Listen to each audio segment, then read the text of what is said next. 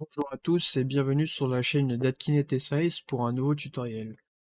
Donc aujourd'hui nous allons apprendre à comment se connecter sur son serveur Satisfactory une fois que vous avez reçu votre hébergement et qu'il a été configuré par notre équipe au préalable. Donc vous pouvez consulter la section Startup auquel vous avez des informations qui vous seront utiles pour pouvoir vous connecter au serveur plus tard. Nous avons deux ports ici. Donc il y a un, c'est le port du serveur. Donc c'est le port que les joueurs vont utiliser pour vous connecter. Et puis il y a un autre port qui est le port Beacon, donc c'est le port d'administration pour pouvoir gérer son serveur Satisfactory. Si vous avez des soucis de timeout, vous pouvez les régler dans la section Startup en bas de page. Il y a la connexion initiale de l'utilisateur et puis la connexion établie. Une fois que vous avez les informations nécessaires au fonctionnement de votre serveur Satisfactory, vous pouvez démarrer votre serveur Satisfactory.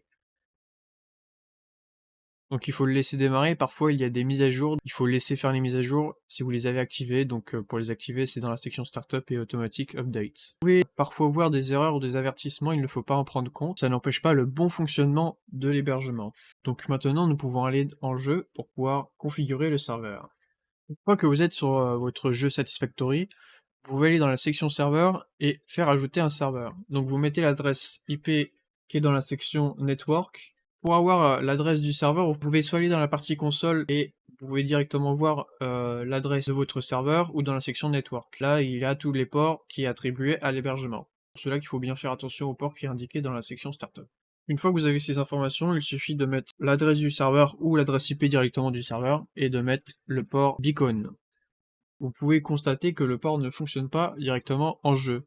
Donc c'est pour cela qu'il faut ajouter la partie avec le port du serveur. Donc pour notre cas c'est 1111.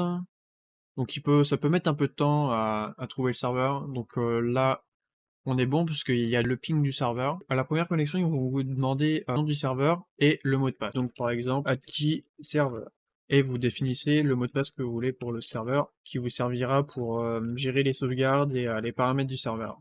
Notamment un accès via mot de passe, si jamais vous voulez définir un accès privé. Donc là, vous pouvez voir qu'il vous demande de charger une partie. Il faut, dans un premier temps, configurer comme vous le voulez le serveur. Vous pouvez aussi changer le mot de passe d'administration et définir le mot de passe de la partie. Aussi divers paramètres liés à sa configuration. Vous pouvez voir les sauvegardes ici et avoir la console ici, donc pour pouvoir mettre des commandes. Donc une fois que vous avez créé votre serveur, vous choisissez la map que vous voulez, donc par exemple forêt nordique, vous indiquez le nom de la partie, et vous pouvez cliquer sur rejoindre une fois le chargement du serveur terminé. Il faut patienter quelques instants le temps que le serveur prépare la nouvelle partie, et ensuite vous pourrez vous connecter à la partie. Il est possible que parfois vous ayez des messages de timeout comme ceci. Nous ignorons pourquoi, parfois ça met plus de temps que prévu. Donc c'est pour ça que vous pouvez configurer le timeout sur une durée plus longue afin d'éviter ce genre de problème à l'avenir. Donc c'est plus pour ceux qui ont une mauvaise connexion ou quoi que ce soit. Donc voilà, après on peut rejoindre la partie sans aucun problème. Et vous êtes enfin connecté.